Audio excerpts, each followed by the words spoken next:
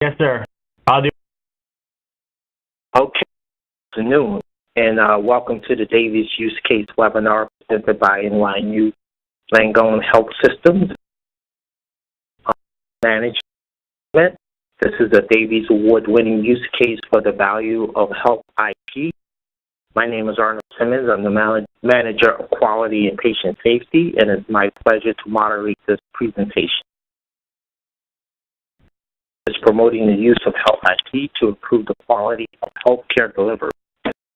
HIMSS promotes and advocates the integration of clinical decision support and best practice guidance, access to clinical data to analyze progress, and IT-enabled patient safety tools for all healthcare organizations, clinicians, patients, and community members as vehicles for improving patient outcomes. The HIMSS Nicholas E. Davies Award of Excellence is the pinnacle of the HIMSS Value Recognition Program. The Davies Award recognizes outstanding achievement of organizations from around the world who have utilized health information technology to improve patient outcomes and value. The Davies Award-winning use cases have been peer-reviewed to validate sustainable, improved patient and business outcomes resulting from health IT. It enables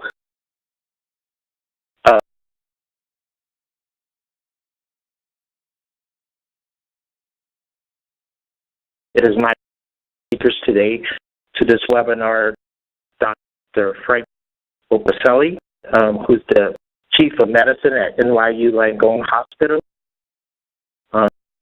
served as the clinical lead for value-based management since the inception of the program in 2014. Nearly every single clinically facing project or initiative has been collaborative with NCIP, from rewriting order sets to changing default frequencies to just-in-time education to clinical pathways. Dr. Opaselli served as clinical and operational co-leadership for all of these initiatives and worked side by side with the NCIP physician informaticists, medical directors, and leadership to drive this work. With specific requirements, Dr. Opaselli helped lead content development, user interface review, and help with the review and design of reporting. And Dr. Jonathan Austrian, who is the medical director of inpatient clinical informatics. In this position, he's responsible for helping NYU Langone help leverage health information technology and processes to improve patient care and clinical efficiency. To that end, he co-chairs the Enterprise and Inpatient EHR Optimization Committee, as well as the Clinical Decision Support Committee. He collaborates closely with other operational and health IT leaders to design, implement, and measure the impact of health IT intervention. He served as the health IT liaison for the value-based management program since its inception. He practices clinically as a hospitalist at the NYU Langone Orthopedics Hospital. Welcome both of you gentlemen today, and I'll turn the presentation over to you.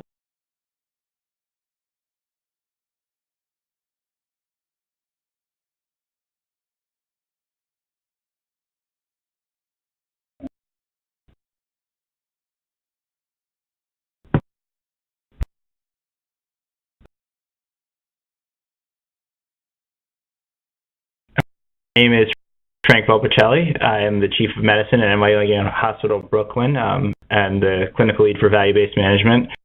Thank you, Arnold, for that terrific introduction. I'm going to let my colleague, Dr. Austrian, also introduce himself. Hello, I'm Director of Inpatient Clinical Informatics, and thank you for welcoming us to this webinar. To be able to be a part of this and to tell you about VBM pathways and the collaboration with health IT at NYU Langone Health. And before we start off with that, I want to tell you a little bit about NYU Langone Health and who we are. So we are a large academic medical center located in the heart of Manhattan with multiple sites throughout the region. A little more granular, we have Tisch Hospital, Rusk Rehabilitation, both of which are located at several sites. Tisch Hospital, obviously, in Manhattan, Rusk Rehab, which is at several sites throughout Manhattan and Brooklyn. The Orthopedic Hospital, which was formerly known as the Hospital for Joint Disease.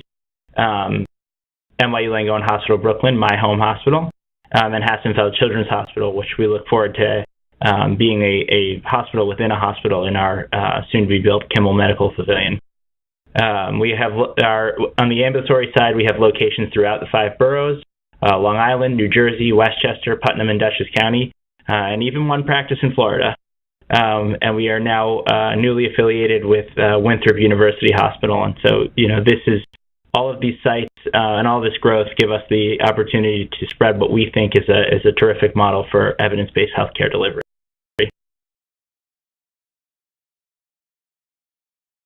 So, which has been widely renowned for its clinical care. We're a modern healthcare top hospital. We have been ranked either number 1 or number 2 in Vizient for the past several years. And there's a significant list of accolades that goes along with that. We're a leader in research, and you can see some of the metrics by which we define that. Certainly impressive is a top 11 U.S. News and World Report ranking as a best medical school, and a rapidly growing NIH portfolio. A tremendous center of education. We train a tremendous number of physicians and scientists pass through. We're most excited about our revolutionary 3-year medical degree program. I think we're one of the leaders in rethinking the way that medical student and MD licenses are country.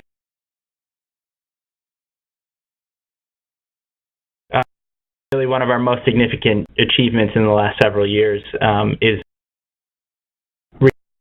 I get to talk about this, but really, our MCIT group, led by Jonathan and Paul Testa, Ed Idirati, Nader Marabi, Nancy Beal, really just a terrific achievement, and we are proud to say that we're the only hospital in New York State to achieve HIMSS 7.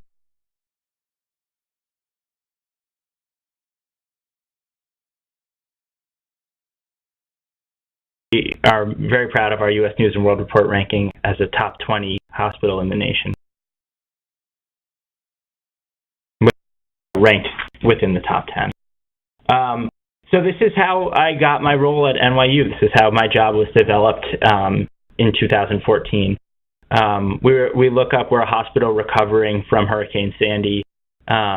We are noticing that there's a disturbing trend in our Medicare loss, which is heavily skewed to the inpatient side. And what we quickly realize is that this trend and growth is unsustainable.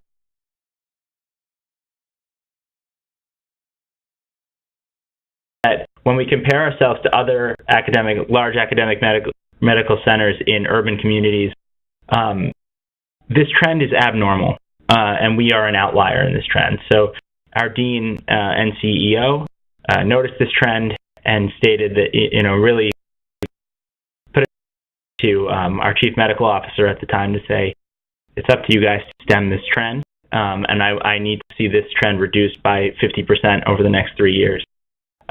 This is not sustainable. This trend in healthcare would continue.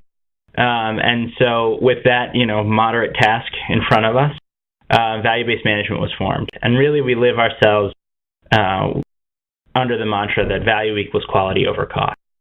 And our goal for VBM from day one has always been to maintain or improve quality while reducing cost. And what that looks like is reducing waste in the healthcare system.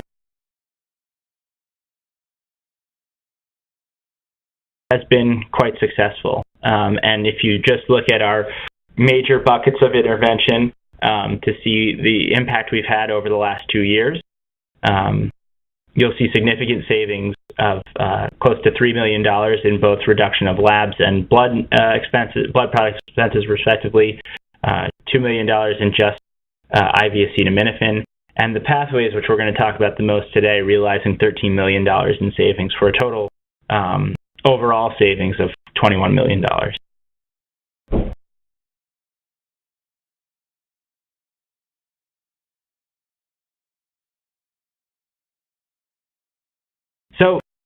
the concept behind a pathway is simply that you create a shared mental model among the providers in your hospital, be they nurses, MDs, licensed independent practitioners, PAs, trainees, on how the institution approaches the care of a hospitalized patient with a specific disease.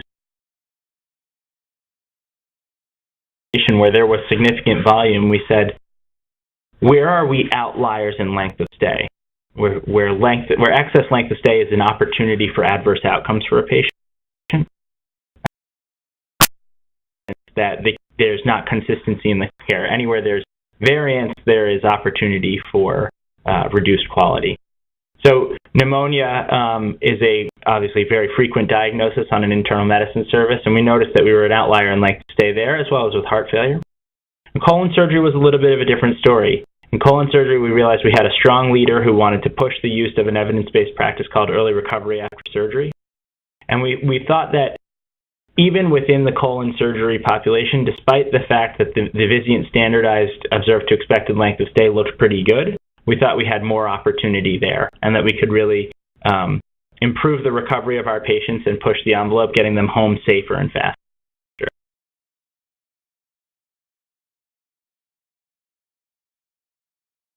So, although I am the person who gets to talk about them today, this was a truly humbling and collaborative multidisciplinary effort, and it went straight from the top of the institution to the front line.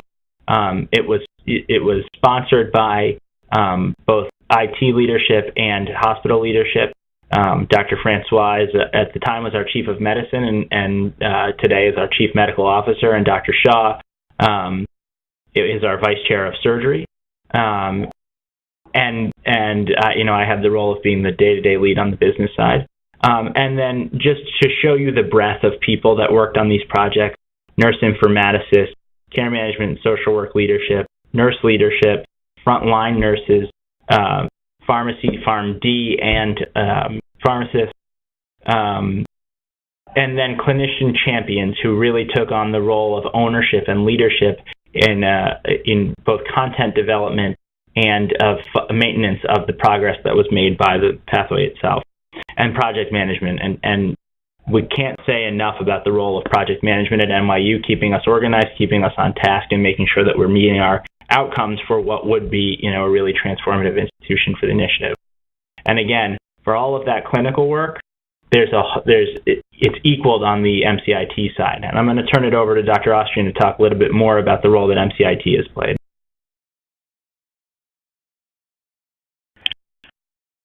Thanks, Frank. So at the top of our org chart was this truly interdisciplinary leadership team with health IT and operational leaders. And then, as Frank described, there were clinical work groups for each area of focus for the pathway. And finally, there was the IT component, which included leadership in IT as well as project management, and membership from all the application teams who would be impacted by pathways. Once we had the stakeholders, we initiated a really formal, rigorous project management that includes institutional buy-in, and that was critical to the success of clinical pathways. And they signed off to a 6-month implementation of pathways, and importantly, we had clinical engagement that occurred in concert with the clinical content design, and then we had super user training just in time before our go live on March 5th. Where there were 3 different components. For strategy, a decisional strategy, for decisions related to the structure of pathway, we relied on our senior leadership group. And for decisions related to the content of the pathways, we really deferred to our 3 clinical content working groups.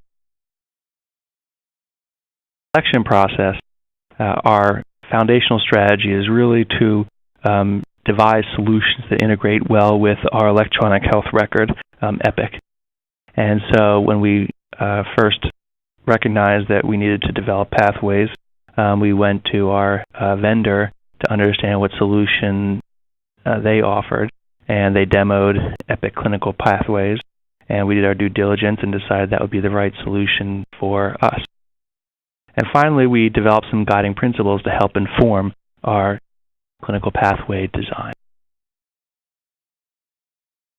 Those guiding principles. Number one, we wanted to start with the barriers. We didn't want to just ask the clinical work streams to map out their workflow. We really wanted to understand what was keeping our patients from getting world-class care consistently and focus on overcoming those barriers.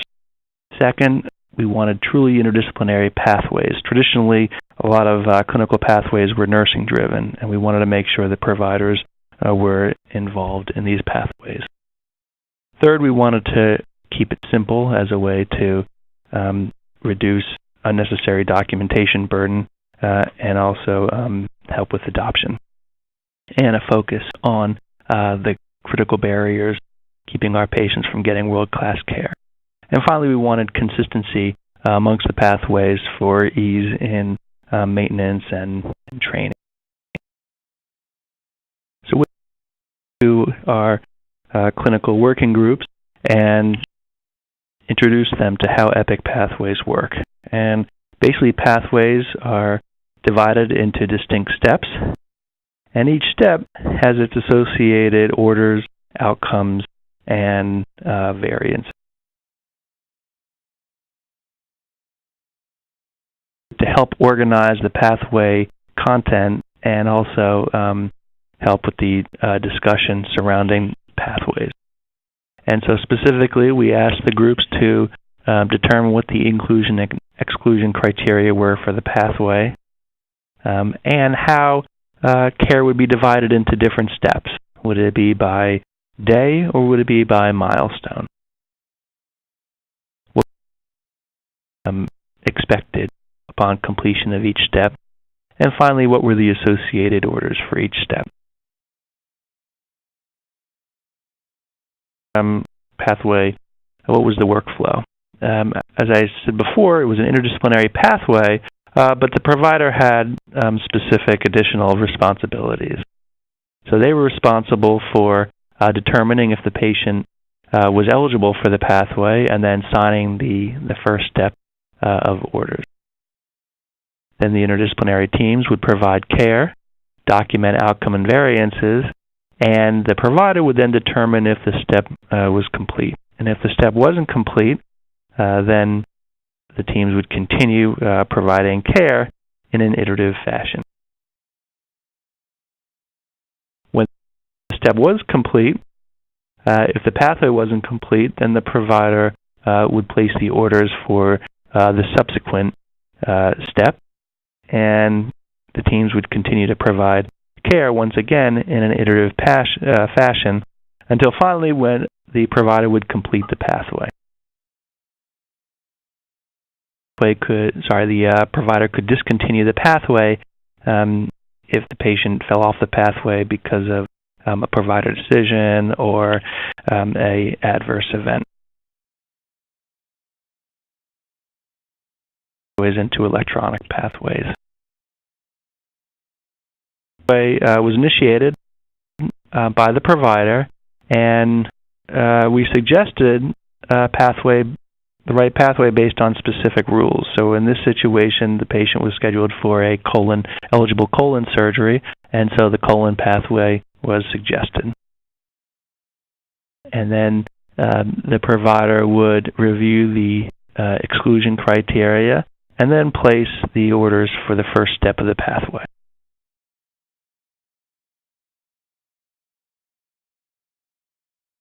Would document the outcomes for that step as either met or not met, and when there are variances, the care team members can document details about the variance. And finally, pathway review activity that allowed the care team to get a bird's eye view of exactly where the patient was in their pathway and which outcomes had been met and not met. And finally, pathway dashboard to help the pathway leaders get a better sense of patient data in aggregate. For instance, what outcomes tended to be met and not met, and what were the reasons for outcomes not being met to help inform future pathway development and improvement.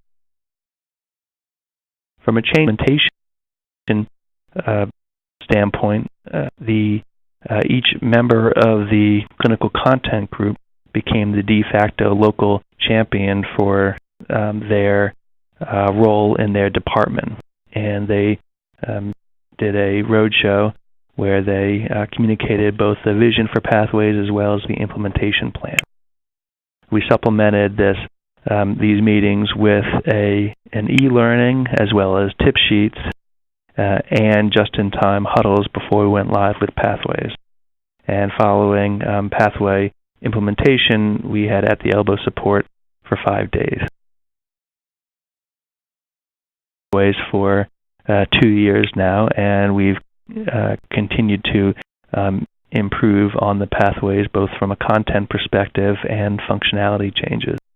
From a content perspective, 2 of the themes were to expand the eligibility for patients to be in the pathways as we became more comfortable with how the pathways worked. And there's also been a trend toward further decreasing the number of outcomes associated with each step to really focus on those key determinants of the patient's care that we want to get right all the time. Improve the functionality of pathways. Some we as an organization could configure ourselves, and in other instances working with the Epic developers to improve the pathway. So one enhancement was that based on rules, we can now suggest the status of certain outcome. So in this, because heart on the problem list, we can suggest that this outcome was met for the patient. They were entered for the patient, so we suggested that this outcome is not met. We a heart failure sidebar report that brings together data from different parts in the chart to give the care team a unified view of the patient's heart failure status to inform future clinical decision making and documentation. And leveraging predictive analytics in support of our pathways. So currently, data from Epic flows to our predictive analytics engine, which then calculates a likelihood score of the patient having heart failure, and that score is then pushed back into Epic and displayed for the clinical care team members. And in the future, what we're planning to do is auto-assign patients to the pathway once we've further refined and improved the accuracy of this predictive scoring. To discuss our realized value from pathways.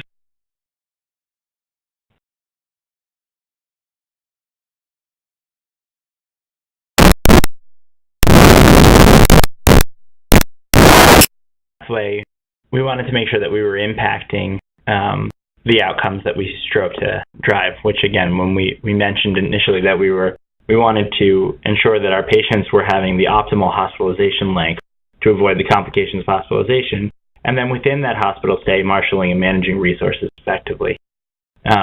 Within the pneumonia pathway, we saw a good and positive ongoing reduction in the observed to expected length of stay from the baseline of 1.16.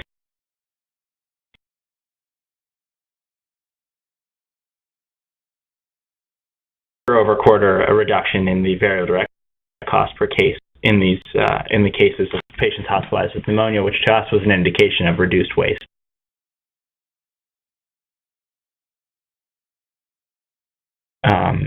again, as we postulated initially, we thought that there was opportunity within observed to expected length of stay, and with some quarter-to-quarter fluctuation, because elective colon surgery is a small but meaningful population for us, there was some quarter-to-quarter variation, but overall we saw a sustained decrease in our observed to expected length of stay.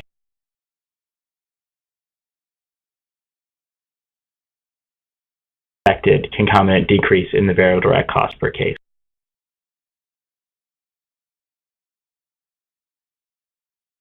Those things where the NYU structure and the partnership with MCIT of the constant reporting, the constant reevaluation, the ongoing PDSA cycle of NYU initiatives became really important, because we did see this really nice early overall trend in observed to expected length of stay. And then we saw a little bit of backsliding. And it actually caused us to restructure the delivery of care by a dedicated inpatient heart failure team that now sees every single patient that is hospitalized for acute heart failure, using predictive analytics that has been developed through partnership with our MCIT. And certainly that last quarter shows a promising result, in which we hope will be the beginning of a trend. And we did actually go above our baseline and observed to expected length of stay. The principles of management were able to allow us to continue to control the variable direct cost, which is impressive, because in a hospitalization, length of stay is usually the largest driver of variable direct cost.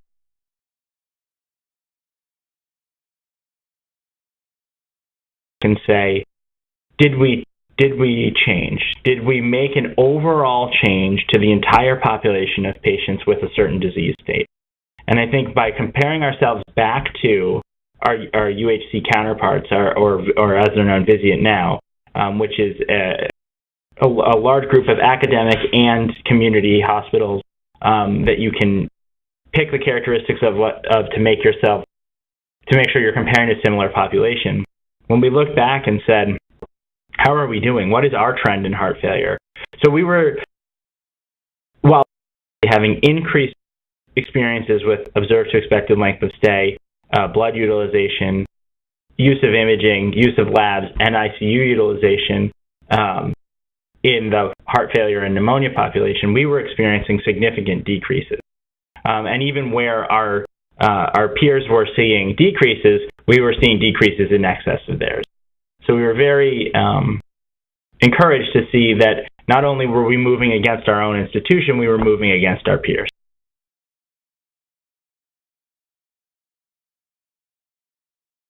So with all of the quarter-over-quarter experience that we've had with these three pathways, we are very pleased to report that we've seen, with a significant benefit in patient outcomes in terms of length of stay and readmissions, we have also experienced a total savings of $13 million.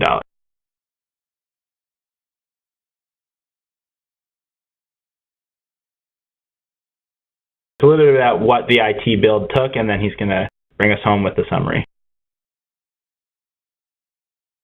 So as we described earlier, we had rigid project management surrounding this initiative, and therefore we kept track of our hours, and this project took 691 hours of IT analyst time, which corresponds to approximately $80,000.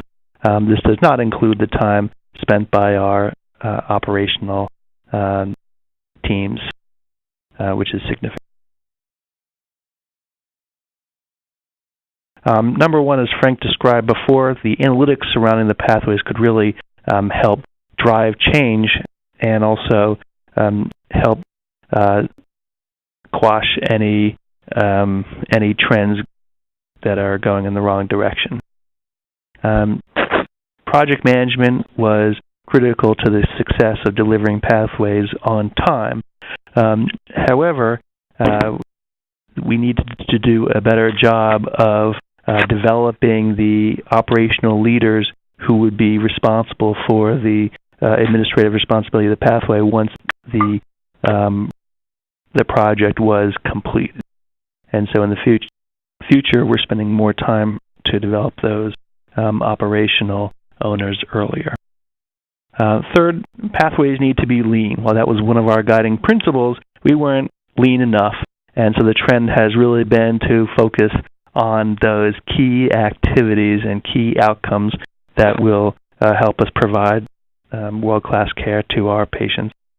And finally, we've learned that electronic pathways can demonstrate substantial value for our patients and our institution. Thank you.